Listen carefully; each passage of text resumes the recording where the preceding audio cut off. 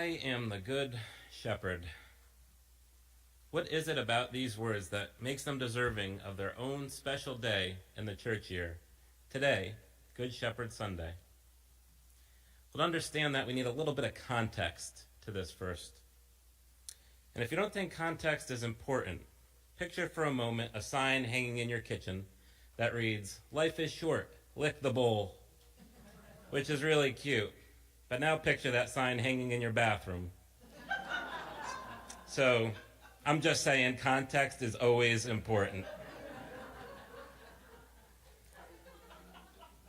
But rather than focusing on where today's reading began, let's back this story up just a little bit. See, Jesus and his disciples come across a man who has been blind since birth. You probably remember this one.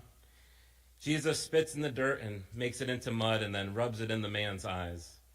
And then he gives the man a simple instruction. Go and wash in the pool of Siloam. Personally, I wouldn't be thrilled if somebody rubbed their saliva-drenched dirt in my eyes, but something convinces this man that he should listen to this mysterious voice. And as soon as he washes in the pool, he can see for the first time.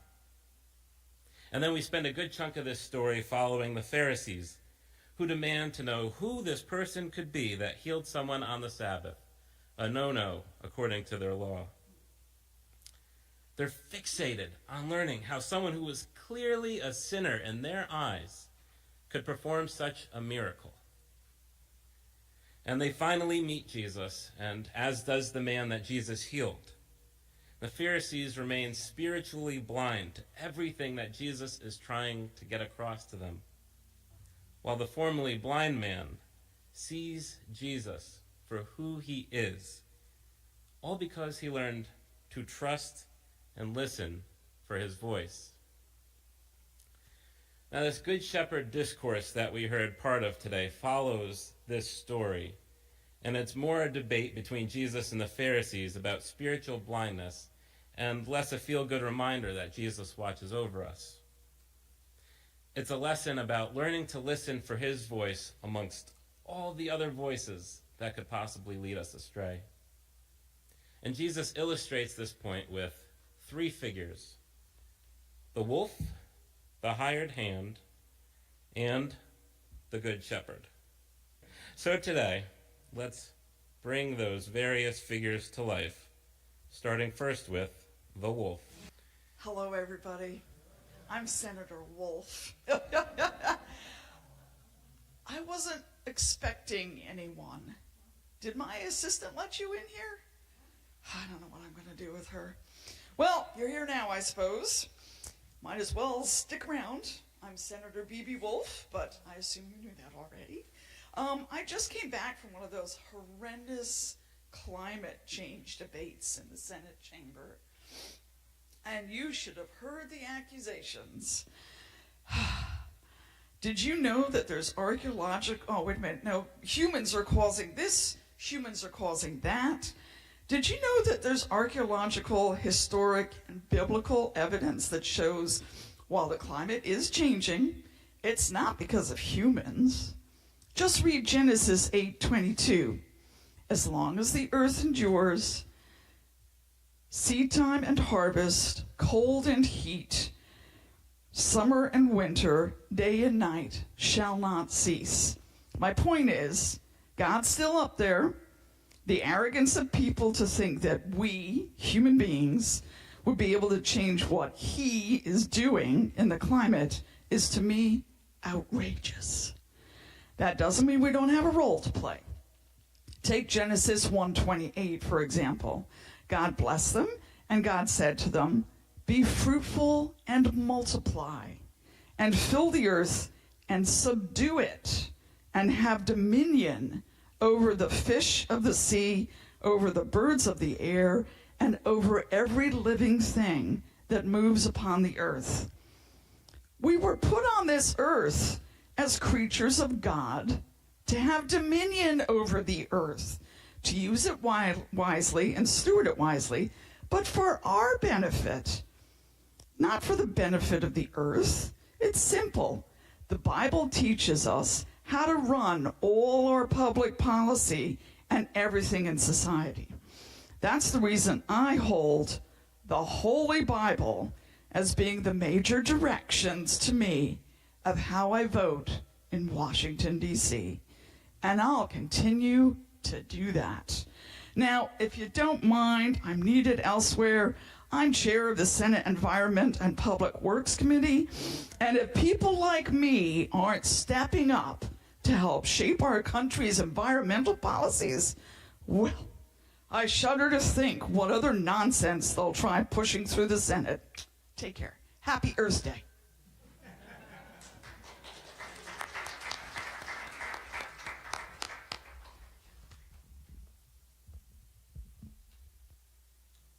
Now I admit, Senator Wolf over here is not a real senator. But almost everything she said is compiled from quotes by recent or current politicians. She's not out to destroy the planet, though, because she's some villain. She's doing what seems right to her, just as a wolf believes that going after sheep is right. The senator laid out biblical examples to back up her stances on these issues. Her quote from Genesis 8 promises the earth and seasons will endure. But that reading also comes at the end of the Noah's Ark story, which shows us it was sinful actions of humanity in the first place that brought about destruction and loss of life to part of creation. In Genesis 1, which the senator quoted, God makes every living thing on earth, and God calls them all good. If we're created in the image of God, our role as stewards of the earth can't be destruction or abuse of the earth, but creation and protection. There are a lot of voices in this world trying to use the Bible to justify destructive actions. So we have to ask ourselves, which actions are in line with the character of Jesus? Which paths does he call us down? And where are we still hearing his voice today? The wolf, Jesus says, snatches the sheep and scatters them. The wolves of this world thrive when they cause us to be scattered from one another rather than united together. And together we can do so much good in the world. But what happens when we're left to face the wolves alone? Let's find out from the hired hand. Hey, I'm Will Kramer. Sorry if I seem a bit jittery. I'm facing a really big decision at work, and I'm losing a lot of sleep over it. Maybe you can help. You see, I'm an occupational health and safety consultant, currently working for this big multinational corporation. They have several plants throughout Wisconsin that refurbish 55-gallon steel drums and large plastic chemical containers, cleaning them for reuse or recycling. It's my job to make sure that all their work is being conducted in a safe manner, and I wish I could say that's what I found. Instead, the people working in these plants have been anything but safe. They said chemicals are routinely mixed together, triggering dangerous reactions that result in chemical and heat-related burns. They've been injuries from exploding barrels. Workers also mentioned developing breathing difficulties and other health problems. How has no one reported these violations yet? Or have they reported them and simply been silenced? What's worse is this company also has plants in Arkansas and Tennessee. Are these safety violations happening there? I'm worried about what these plants are doing to the environment and the residents who live nearby as well. It probably sounds like an easy decision to make, right? Report what is happening to the company so they can make changes to their plants. But what if the company doesn't want to hear it? If no one else has been willing to speak up, am I going to be fighting this battle alone? And if I take my findings to the EPA or the media, to the company I've investigated, then what? Not only will the company let me go, no other company in the industry will want to work with me. It's not just me who will be affected by this. I have a wife, 2 kids at home, and a third on the way. So I ask you, in all seriousness, what would you do? The hired hand, who is not the shepherd and does not own the sheep, sees the wolf coming and leaves the sheep and runs away, Jesus said. The hired hand runs away because the hired hand does not care for the sheep. Like Will, the hired hand knows getting involved when the wolves come around puts a target on your back. Studies have shown the biggest factor in people following through on reporting unethical behavior is the people they have around them. If your coworkers and supervisors display ethical behavior, you're more likely to speak up. But the likeliness of saying something drops as the level of trust in those people drops. I won't leave you in suspense as far as Will's story, which is real. He did end up reporting his findings, first to the company, and then to the EPA and the media when the company failed to act. Investigators found 70 violations. And even though he knew it would be the end of his career, Will said he couldn't live with himself had he stayed silent, and he would have felt responsible for all future consequences that resulted. Today he works as a lawyer and is fighting to strengthen protections for other whistleblowers who face backlash when they do the right thing. Earlier I mentioned we have to listen for Jesus' voice among all the others that are trying to lead us astray. But then there's situations, like this one we just heard, where it's really the silence, the lack of voices backing you up that can be deafening.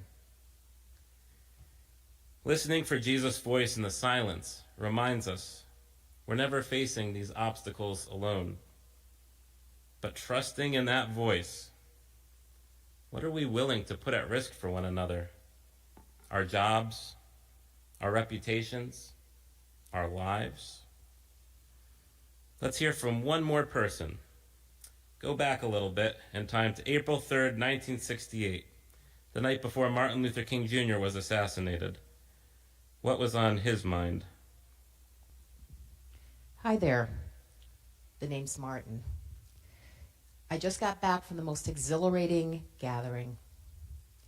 You see, myself and other leaders are here in Memphis to join the sanitation workers in a strike to end unsafe working conditions, unbalanced work shifts, and unequal pay for African Americans. I truly believe we're on the cusp of great change. I told them, I know somehow that only when it is dark enough can you see the stars. And I see God working in this period of the 20th century in a way that people in some strange way are responding. Something is happening in our world. But to be honest, 12 years ago, I didn't see myself here.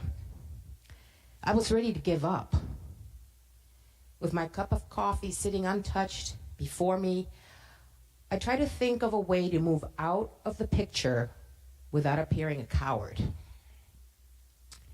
In this state of exhaustion, when my courage had all but gone, I decided to take my problem to God. With my head in my hands, I bowed over the kitchen table and prayed out loud. The words I spoke to God that midnight are still vivid in my memory. I am here taking a stand for what I believe is right, but now I am afraid. The people are looking to me for leadership. And if I stand before them without strength and courage, they too will falter. I am at the end of my powers. I have nothing left. I've come to the point where I can't face it alone. At that moment, I experienced the presence of the divine, as I had never experienced God before. It seemed as though I could hear the quiet assurance of an inner voice saying, stand up for justice, stand up for truth, and God will be at your side forever.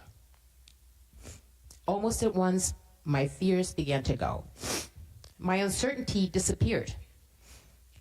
I was ready to face anything. all these years later, as I stood with those workers tonight, with the sanitation strike in Memphis looming ahead of us, I told them, like anybody, I would like to live a long life. Longevity has its place. But I'm not concerned about that now. I've seen the promised land. I may not get there with you, but I want you to know tonight that we as a people will get to the promised land.